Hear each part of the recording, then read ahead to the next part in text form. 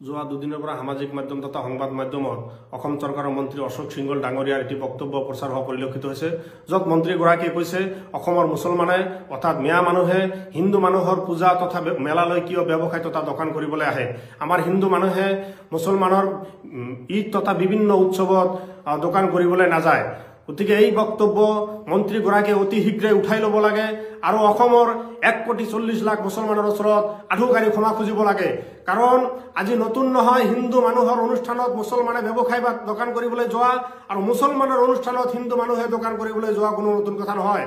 আপুনি অসম সম্পৰ্কে প্ৰথমে জ্ঞান অৰ্জন কৰক যে হিন্দু মানুহে মুছলমানৰ অনুষ্ঠান তথা প্ৰতিষ্ঠান তথা ঈদলৈ দোকান কৰিবলৈ যায় না নাযায়।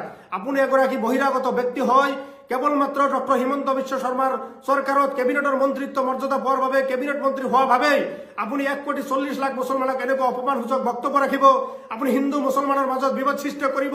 এই বক্তব্য কিন্তু আমি কোনো কাৰণে সহ্য নকৰো।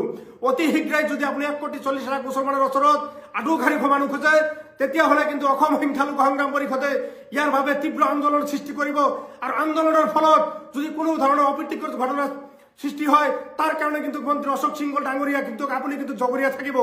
অসম চৰকাৰৰ মাননীয় মন্ত্ৰী মুখ্যমন্ত্ৰী ডক্টৰ হিমন্ত বিশ্ব শৰ্মাক অনুৰোধ জনাইছো যে আপোনাৰ কেবিনেটত থকা মন্ত্ৰী অশোক সিংহলক অতি শীঘ্ৰে মন্ত্ৰিত্বৰ পৰা অপহৰণ কৰিব লাগে আৰু বিধানসভাৰ পৰা স্থায়ীভাৱে নিলম্বন কৰিব লাগে।